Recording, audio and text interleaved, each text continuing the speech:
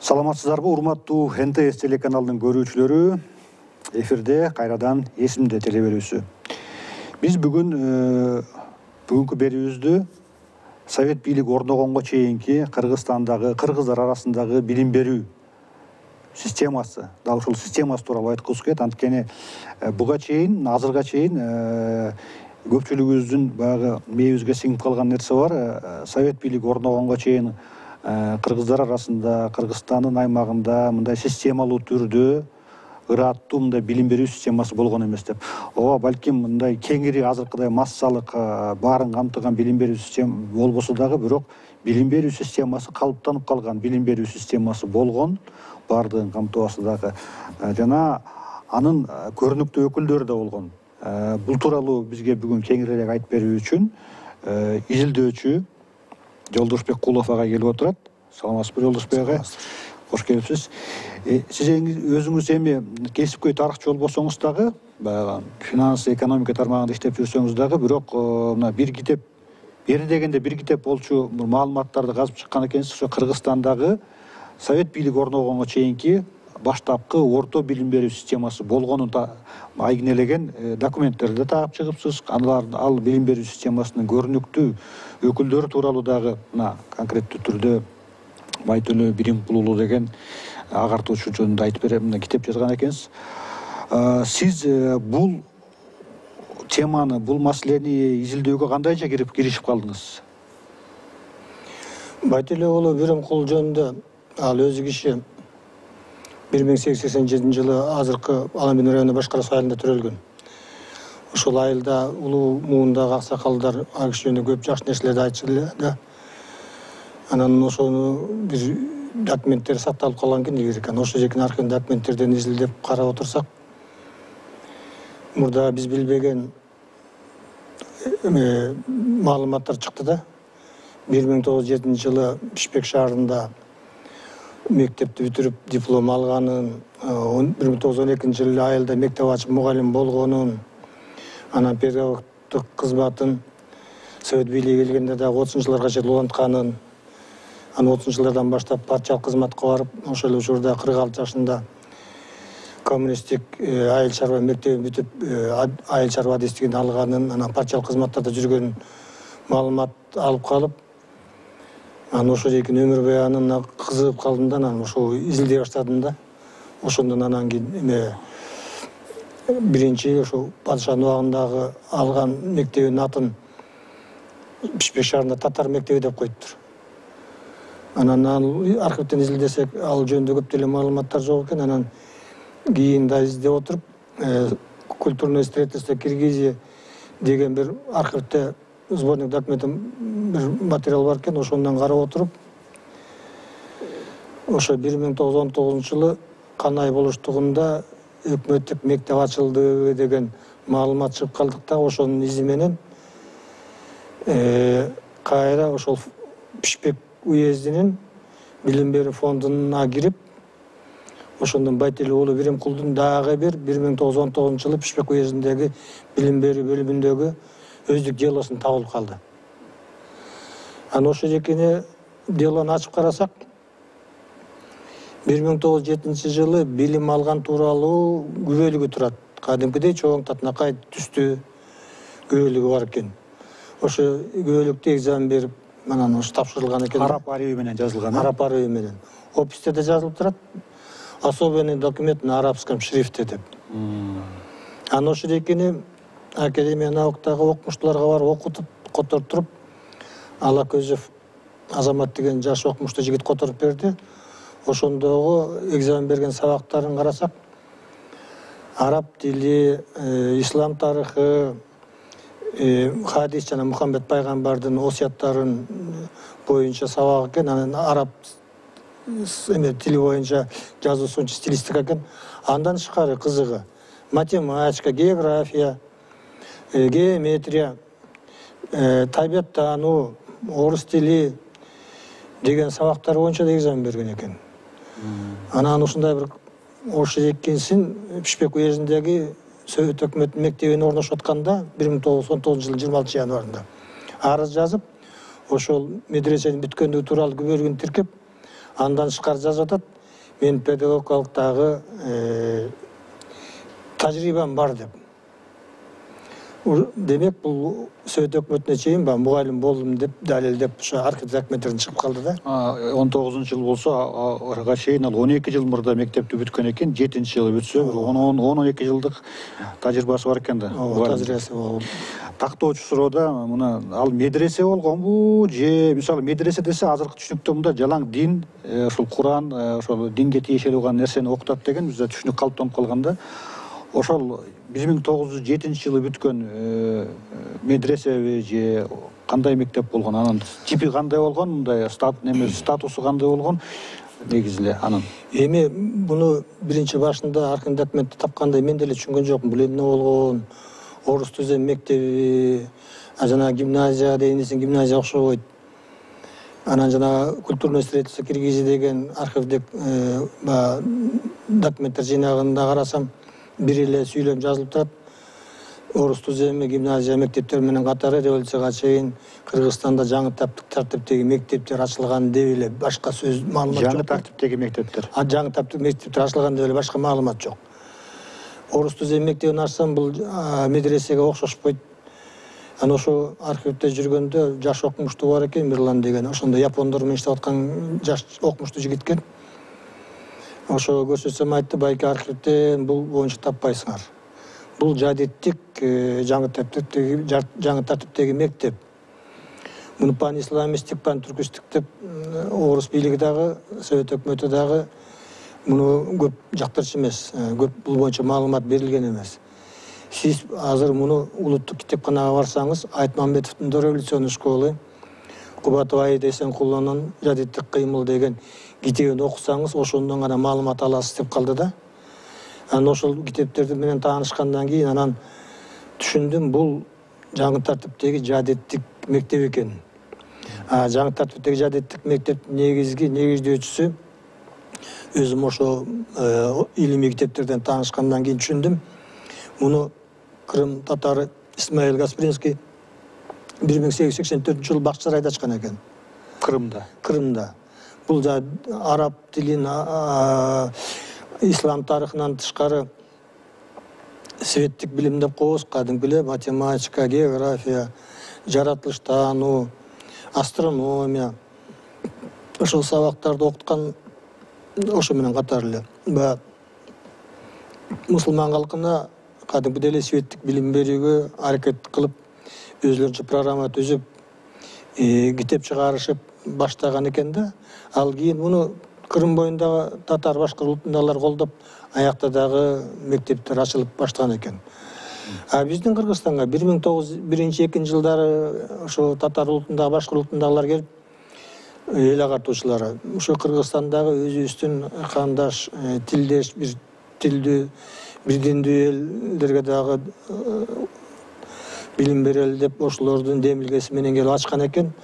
Биздин жергиликтүү байманаптар да колдоп, жардам берип, биринчи мектеп Бишкекте ачылган экен. 1901 Иштигадия деген медресе. Экинчи мектеп Токмокто, Экбалия деп. Анан үчүнчү мектеп Караколдо Гаспринский атындагы мектеп деген экен. Анан кийин Кыргызстандын аймагында бул окшой мектептер көп жерде ачылыптыр. Мисалы үчүн Чоң Кеминде Шабдандын колдоосу менен Шабдания деген мектеп, Кочкордо Канатов деген демилгеси менен чоң мектеп ачылып, өзүнүн жатаканасы менен ачылган чоң интернат типиндеги мектеп экен да. Ошо жадиттик жаңы тартиптеги Кочкордо. Аяктан дагы теги ат башынарын ар жактагы актарлардан бир келип окуп, жатаканасы менен окуган мектеп экен да, көп кишилерге билим берген. Мындай мектептер тоңдо ачылган экен. Ана Айда Кубатова менен дагы кийин тааныштым ошо китебин окугандан кийин.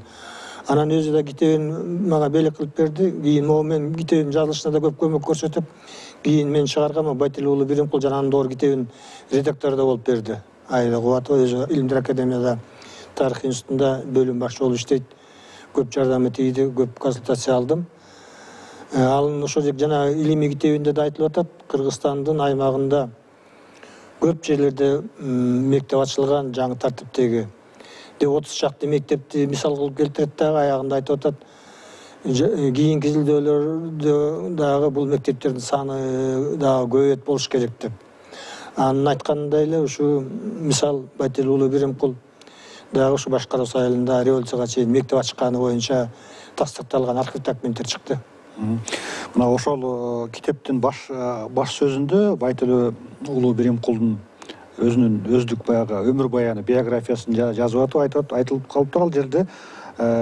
Бишкектеги жаңылбасам 6-чы мектеп деп да. 6-чы мектеп деп Кыргызстан борборундагы эң эски мектептердин бири экенин билебиз, бирок революцияга чейин ошол 6-чы мектеп кийин 6-чы мектеп аталып калганбы, ошол мектептин базасында пайда болгонбу дейм да. Анткени мурдагы эң биринчи имараттардын бири азыркы эски аянтта жайгашкан бир эски имарат бар, 20-чы жылдары салынган. Анан кийин мына Дзержинский, Эркиндик, Москва көчөлөрүнүн кесишинде жайгашат да. Ошол 6-чы мектеп кийин революциядан кийин ушул жадиттик жаңы тартип мектебинин негизинде пайда болгонбу деген ой келет да. Бул боюнча мен дагы кызыктым да. Бул кандай 6-чы мектеп деп мисалы үчүн 39 жылдагы партиялык кызматта жүргөн делосунда 6-чы мектепти жазып атат. 19 жылдагы делосунда медресе Иштига деп жазып атат. Анан экөөнүн ортосунда кандай байланыш бар деп изилдеп көрдүм да. Анан кийин бул кандай болгон ошо 6-чы мектеп. Баары Совет өкмөтү орногондон кийин Совет бийлиги да элдин баарын билим берели, билими жок эл болсо жаңы коом түзө албайбыз деген саясат менен эски мугалимдерди, эски мектептерди кааласаңар жаңы тартип, жаңы Совет бийлигинин программасы менен окуганга даярсыңарбы? Анан мурдагы мектептин аттарын да өзгөрткүлө жаңы саясатка жараша деп Иштигадия деген медресенин атын 6-чы мектепти өзгөрткөн экен да. Ошо өзгөрткөн экен. Бирок мугалимдер коллективи, жааматы анан баягы окуу базасы калган экен. Анан 6-чы мектеп болуп өзгөрткөн экен да. Ошо экенин байкадым.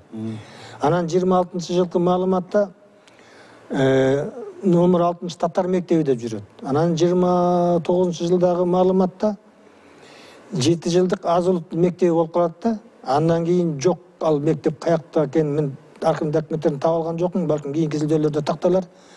Азыркы 6-чы мектеп менен байланышы барбы жокпу айта албайм. Бирок баары бир 26-чы жылдагы адрес көрсөтүлүп атат.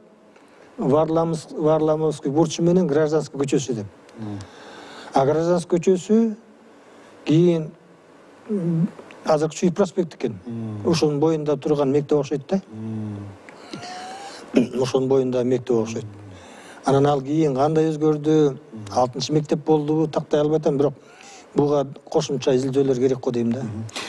Ошол Байтел Биримкул уулунун кайтып келсек да, Биримкул Байтел уулунун тагдырына. Ал өзү мисалы буга чейин дагы калыптанган бир мындай стереотиптик түшүнүк бар да. Совет бийлигине чейин билим алгандар бул байманаптардын, колунда барлардын гана балдары болгон депчи. Бирок Байтел Биримкул Байтел уулун карасак, өмүр баянын ал карапайым эле адамдардын баласы болуптур, байманат дыйкандын кадимки эле карапайым дыйкандын баласы болуптур. Ал кандайча билим алып калган? Ошол ал убактагы мына байманаптардын гана балдары билим алган мектепте окуп калган. Эми мисалы үчүн биз байманап десе эле сиңип калганда, бул эзүүчүлөр эзүүчү тап, жалаңба, малай жумшап, карапайым калкты ezген деген түшүнүк сиңип калбады эле. Көрсө андай эмес экен да. Ошо байманаптар деле асты мисалы үчүн падышалык Россиянын учурунда Казанга чейин билим алып, Бакуга чейин, Стамбулга чейин барып билим алып, башка элдин астайга кетип маданият өсүп атканын байкап, анан улуучул сезимдерди өсүптүр да. Намыстанып. Анан кой, билимибиз жок болсо, келечегибиз жок экен. Деп анан жана татар агартуучулардын колдошуп, каражаттарын берип мектеп ачып. Анан эми балдар ар кандай да, кедей болобу, бай болобу, жөндөмүнө жараша да. Анан баардыгы ийгилектүү, жөндөмдүү балдарды да билимге тартканда, ошо Байтел уулу Биримкулду Бишкектеги татар мектебине ошол жергиликтүү эле байманаптар колдоп, мисалы үчүн Үчбай, Султан Өзбеков, Ашыр Өзбеков, Обонбай Борбодоев 3 баласын жөнөтүп атканда, Байтел уулуун кош берет, жаш балдар жанына көз баш болуп бергин деп, анан 4 жыл мектепке кеткен каражатын, жатаканасын, тамак ашын, мектептер окуу куралга кеткен, окуу куралдарына кеткен каражатын, мугалимдердин айлык акысын батирлерин кошо берип, жардам берип окутушкан да. Андан тышкары кийин келгенде дагы боз үйлөрүн берип, тамдарын берип, отун суусунан жардам берип, мектеп ачканга жардам беришкен. Биримкулга, Биримкулга жардам берген. Кийин айлыгы кайтып келгенде. Кайтып келгенде, мына бул эл наң сезими да, анан жана Баймановдордун астында да прогрессивный кишилер болгон да. Ошолор деле баягы кийинки келечекти ойлошкон. Билимсиз болсок артта калып калат экенбиз. Заман өзгөрүп атат. Баарын көрүшкөндө ошо келаткан билими жок эл боло албайт экенбиз. Өзүнчө бир коом, мамлекет боло албайт экенин түшүнүшкөндө.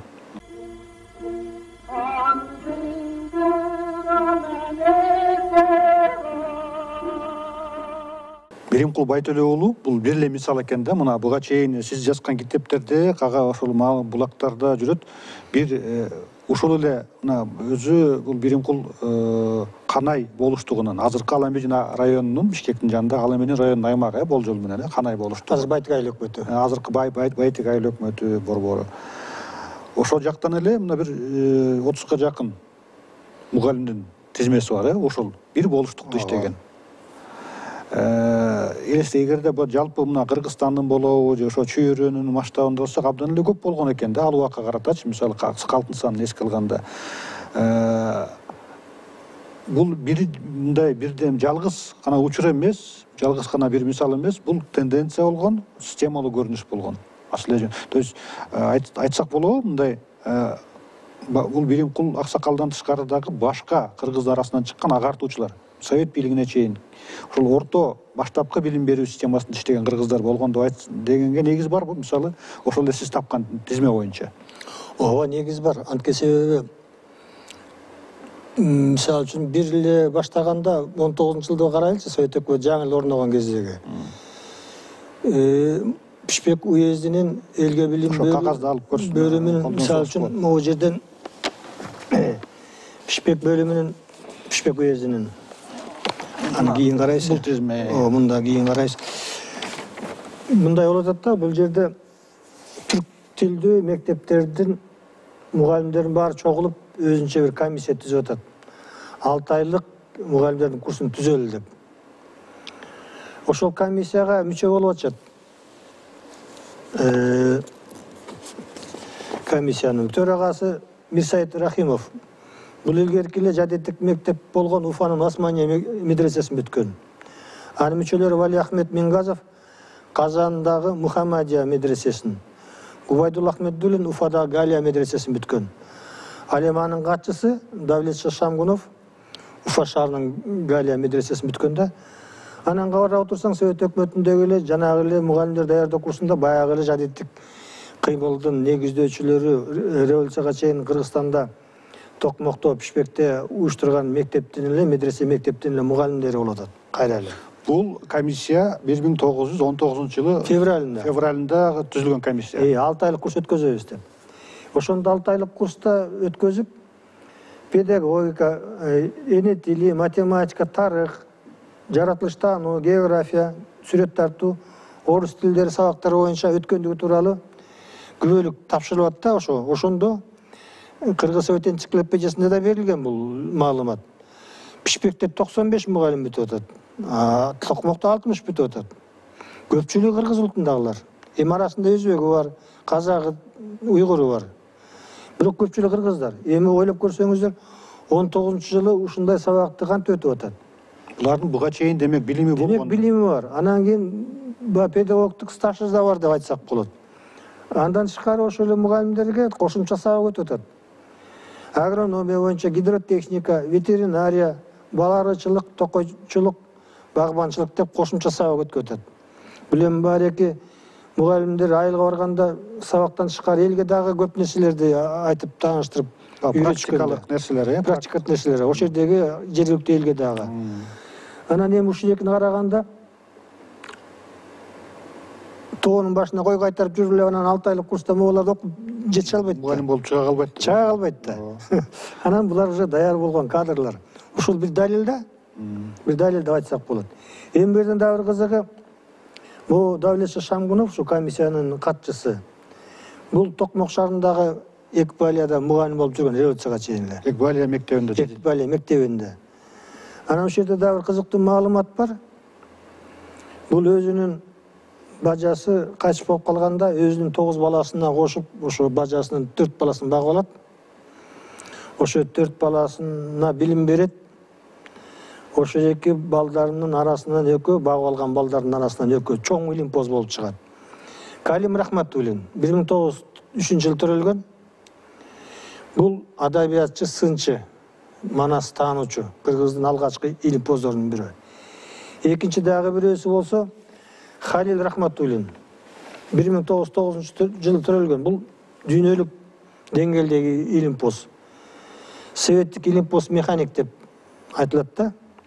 Бул космостук ракеталарды изилдеген Королевдун илимий изилдөө институтунда эң башкы илимпоздордун бири болгон да. Алдыңкылардын бири болгон. Эң биринчи билимин Токмок шаарында медресе мектептен, жадеттик мектептен билим алган киши. Агасы да өзү дагы. Кийин Ташкенттен билим алып, анан пединститут бүтүп, анан Ташкенттеги Орто Азиядагы университетин окуп атканда Ломоносов Москвада Ломоносов университетине которулат. Анткени бул математика, физикадан кыйын болгон да. Ошол жактан бүтүрүп, илимпоз болуп кеткен дагы. Анан бир абдан мунун дагы айта кетсек болот. Бул 1941 жылы Москва шаарын коргоодо чоң иш жасаганды. Жана Москванын үстүндө аэростаттар болот атпайбы? Жана бомбалардан коргоо. Самолетторго каршы. Ошонун расчетун тоскоол жараткан аэростаттар. Ошол жактын расчетун жасап, ошо аэростаттарды койгон. Ошонун уюштуруучусу, ошонун расчетун жасаган Халил Рахматуллин биздин жердешибиз Токмок шаарында. Бул эми карабайсызбы? Биздин жердешибиз жанагы эле жадиттик мектептин бүтүрүүчүлөрү. Дүйнөлүк деңгээлде окуштууга чейин чыгып атпайбы? Карасаңыз ушул экен кандай эмеси. Жадиттик мектептин. Андан тышкары кийин дагы карадым. 27-28 жылдарда окуу жылдагы мугалимдердин тизмеси бар экен Пишпек уезди боюнча. Ошондо 100га жакын мугалимдердин тизмеси бар да. Анан эми мисалы үчүн Аламидин болуштугу деп коет, Аламидин району боюнча. Ошондо ошонун ишинен мисалы үчүн 23 болсо, ошонун бир 19 эле байкашымча революцияга чейин эле стажы болсо керек да. Анткени баштаганда эле 17, 18, 19 жылдан баштап стаж деп коет, а бирок мындай текшере келгенде мисалы үчүн Байтуллин айтып атат 18 жылдан баштап стаж деп атат. А негизи бул 12 жылдан баштап, 12 жылдан баштап стажы бар да. Ошол эле могу жерден Айылчы Муратбек дейт. 18 жылдан берки стажы дейт. А бирок өзүнүн бөлөк анкетасына караганда бул 16 жылдан баштап мугалим болгон. Демек, ушул мугалимдердин баары эле илгери эле билим алып, стажы революцияга чейин да. Анан кызык жери Байтуллин Биримкул канай болуштугунда биринчи мектеп ачып атат январь айында. Экинчи мектеп азыркы Байтык айылында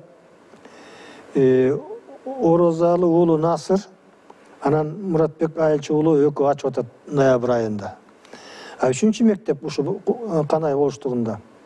Могу кадимки Пишпек шаарындагы азыркы чоң арык айылында канай 3-чү мектеби деп Султаналы Кожобергенов деген мугалим ачып атат. Бул деле байкашымча революцияга чейин билим алган киши экен. 1892 жылы төрөлүп, 1992 жылы Улата менен согуш кетип кайтпай калган киши да. Азыр эми чоң арыктагы негизи көчөсү Султаналы Кожобергеновдун атындагы көчө. Эми бу жерден карап текшере берсе, мындай дайрел революцияга чейин билим алып, мугалим болуп жүргөн кишилер. Андан тышкары Байтуллин уулу Биримкул изилдеп атканда, ошол Пишпек уездиндеги жана фондду ачканда 15 кишинин өздүк делосу турат. Ошон үчүн болгон эле 2 кишинин гана делосун ачканга жетиштим. Байтуллин Биримкул менен Айылчы Муратбектин. Андан тышкары башкалардын да делосу турат. Ошонун арасында мисалы үчүн Айда Кубатованын эмгегинде айтылган Айдаркан Жолин Сокулук районунда мектеп ачкан деп айтылып жүрөт, Айдаркан Дамбылда деп. Ошол жерде тиги Хайдарали Жалин деп жазылып калыптыр. Ошонун өздүк делосу турат, эми ал козголбой. Эми окумуштуулар үчүн изилдене турган архивдик документтер азыр көп. ошолорду ача берсе эле четинен чыгат. Мисалы үчүн тизме боюнча деле бул ушул эмелердин баары, архив документтердин баары ошо Кыргызстанда революцияга чейин мектептер болуп, жүздөгөн балдар, кыздар билим алганы жөнүндө айгиленет да. Ошолор эле кийин педагогтук болушкан, андан тышкары партиялык советтик кызматтарда иштеген, Чарбалык кызмат. чарбалык кызматтарда иштеген. Ошо революцияга чейин эле билимдүү катмар түзүлүп, ошо биздин мамлекеттүүлүк болушубузга, мамлекеттин түзүлүшүнө, кийин ошо жекинин калыбына келип бутуна турушуна ошол жадиттик мектептердин жасаган орду абдан чоң деп айтсак болот. Эми кайрадан тиг Биримкул Байтөлө уулунун тагдырына кайтып келсек да, мына биз 19-жылы ал мугалимдик курстан өтүп, ага чейинки билими бар, мугалимдик 6 айлык курстардан өтүп, тиешелүү баягы квалификация алып, мугалимчилик совет бийлиги учурунда педагогикалык ишмер баштап жүрөт да. Ал эмнеси менен өзгөчөлөнө алган, кайсы бир урунттуу учурларын белгилей аласыз ушул Биримкул Байтөлө уулунун ошол совет мезгилиндеги ишмердүүлүгүндө? Мисалы үчүн көп кишилерди байкасаң, же чарбалык партиялык кызматтар менен өтүп кеткен, же болбосо педагогикалык кызматта гана жүргөн кишилер да. Билимдүү адамдар. Билимдүү адамдардан.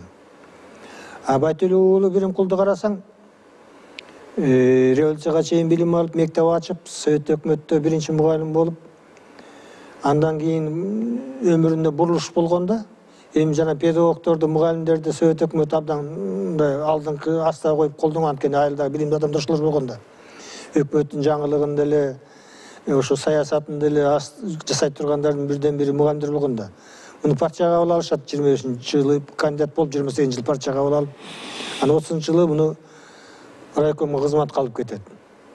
Анан ошол райкомдо кызматта жүрүп, иштеп, көзөмөл комиссиясында катчы болуп, андан кийин суу чарбасынын бөлүмүнүн башчысы болуп, жер бөлүмүнүн башчысы болуп, анан кийин 46 жашында муну жогорку коммунисттик айыл чарба мектеби деп коет экен. Азыр мурда Комвуз деген аты менен белгилүү экен.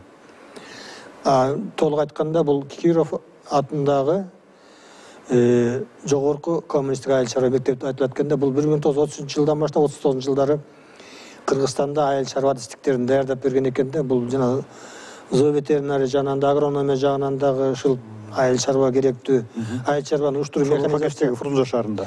Ошо боюнча адистерди көп даярдаган экен.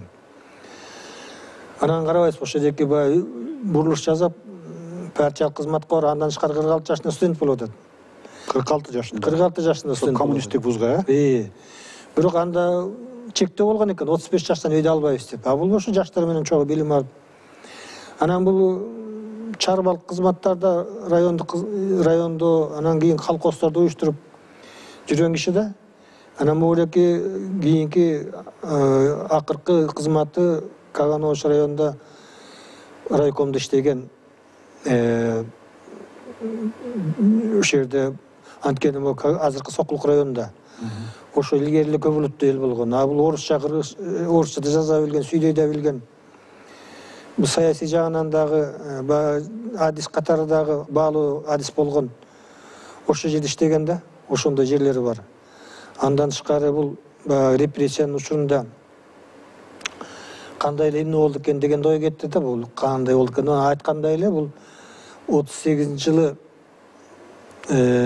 ошо райком мүчөлөрүнө муну Кыргызстандын компартиясынын 2-съездине шайларда өзүнүн эле чогуу иштеп жүргөн Гениевский деген начальниги, бул мурда революцияга чейин мугалим эмес, молдоке да болгон. Он был не только учителем, но и попом деп.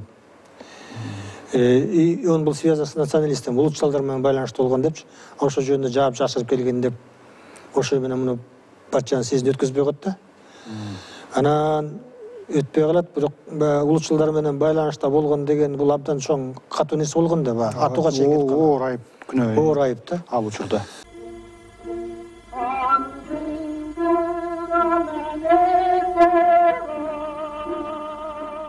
Анан эми ошо аман калганы мындай болгон экен. Ошол маалда булар компартиянын 2-съездине кетет, райондогу делегаттар, райкомдун 1-секретарь Николаев менен кошо.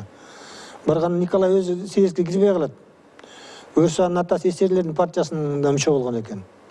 Ана ошонун жаап жашырган атасы менен байланыштуу болгон деп кетирбей өткөзбөй кайра келип, кезексиз чогулуш өткөзүп, НКВДнын районунун чоңу баш болуп, бизден каташылып кетип калыптыр, 40 кылык жоготтурбуз деп, калган орун басарлардын баары бизден да ката кетириптир деп эптеп жана Николаевден кутулуш үчүн аны райкомдун бюросунун мүчөсүнөн, плен мүчөсүнөн чыгарышып, эстери болуп калса Байтул унутуп калса керек да.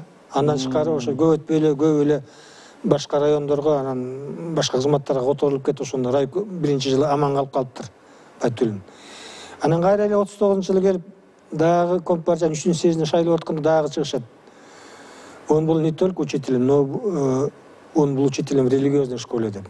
Дагы өткөзбөй койшот. Бирок 39-жылы уже репрессиянын жаргылчагы уже баскандай түшкөн да. Ооба. Ошо менен калып аман калганда, ошентип анан бул ошо партиялык кызматтарда жүрүп, кийин ошо 41-жылы катоорудан кийин согуш башталардын астында жарык дүйнөдөн өтүп кеткен да. Сиз эми баягы кесипкөй тарыхчы эмес болсоңуз дагы ушул материалдарды, ушул китепти жазып архивтерде отурдуңуз, туурабы? Баягы изилдөөчү окумуштуулар менен дагы мындай маектешип жолугуп аттыңыз да.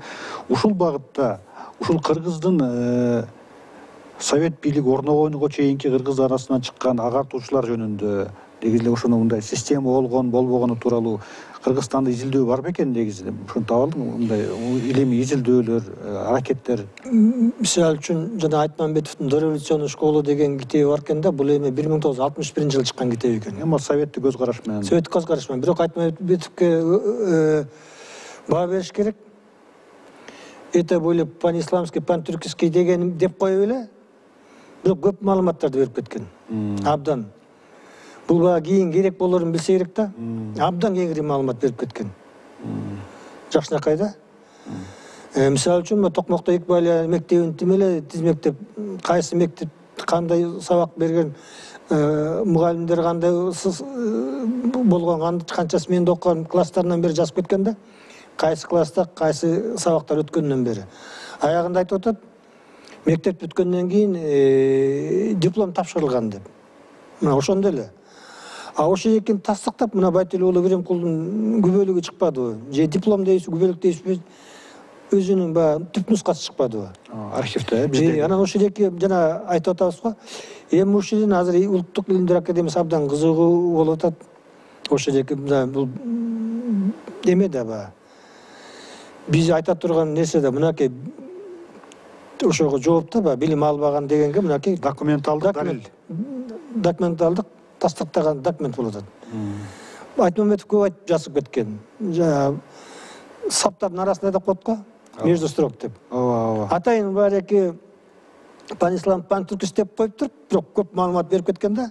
Ошону байкадым. Андан тышкары Айда Кубатова дагы өзүнүн жадиттик кыймылында көп жакшы материал берген. Жакында эле толукталып дагы китеп чыкты. Базаркул Данияров биринчи педагог деп. Абдан сонун, ошондо дагы Данияров биринчи улуу тиги жогорку билимдүү педагог болгонун, анан өзүнүн биринчи алгачкы билимин чоң эминдеги Шабдандын медресесинен окуганын, жадиттик мектептен. Ошо менен катар Касым Тыныстанов, көптөгөн ошол убактагы окумуштуулар жөнүндө маалыматтар болот да. Архив документтердин негизинде. Ошо мен байкагандан андан тышкардагы болсо керек. Ошо мен окуган жана 3 эмгекти айтып атам.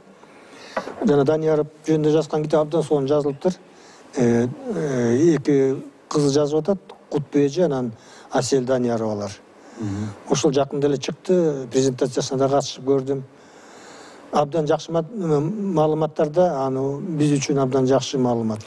Эми мына кеңири көрүүчүлөр үчүн түшүндүрө кетип тактай кетсек да, мына Айда Кубатова буга чейин 1-2 жолу келип ошол жадидчилик кыймыл, жадидизм тууралуу маалымат берген. Эми дагы жолу эске салып койсок, бул ошол ислам, ошол татар-башкыр улутундагы 19-кылымдын соңундагы, 20-кылымдын башындагы баягы агартуучулар, прогрессисттер.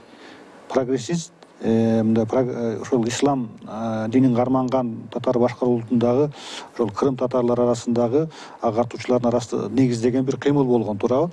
Ошолордун мындай изилдей алдыңызбы? Кыргызстандан тышкарыда чыгып, ошол совет бийлиги орношуу менен ошол жадитчилик дагы жана пантүркисттер, панисламисттер деп аларга мына жарлык тагылып, ошол ойдон токтоп калдыбы же ал кыймыл уланганбы? Ошол мисалы ага эми булар советтик өкмөттүн шартын кабыл алышып, советтик мектептерде мугалим болуп билим берүүчүлөрдүн белүүсүн уланта беришти да. Жанагы 19-жылдагы комиссия түзүлүп 6 айлык курс деп атпайсызбы? Негизинин баары ошо деки жанагы Уфадан бүткөн, Казандан бүткөн, Оренбургтан бүткөн мугалимдер эле улантып кетип атпайбы? Ошолордун арасында Ахмедуллин, Мингазовдор жана Кыргыз совет энциклопедиясында айтылып атат, алгачкы мугалимдер эмгеги сиңген мугалимдердин катарында болуп атат да. Ошондой наам алып атышат. Ошо совет өкмөтүнүн эле эмеге сиңип кетишкен билим берүү тармагыначы көп эле. Бирок айтылган эмес ошо жадиттик кыймыл жөнүндө. Или ошо деки революцияга чейин билим алдым деп айткан эмес. Анан көп эле жаап жашырышкан. Мисалы үчүн Байтуллин деле 39-жылы документинде 6 татар мектеби деп койгон, иштигади медресе жөнүндө эчтеке жок. Ошондой эле бир нерсени байкадым. Мисалы үчүн бир Тынали Тойбай деген партиялык кызматкер өзү байкашымча ошол эле Байтуллиндин окуучусу окшойт, 1903-жылы төрөлгөн. Кетмен-Төбө районунда, Көгөрт районунда кызматта иштеп, 39-жылы Талас районунун аткаруу комитетинин башкармасы болуп турган кезинде анкетасын карадым да.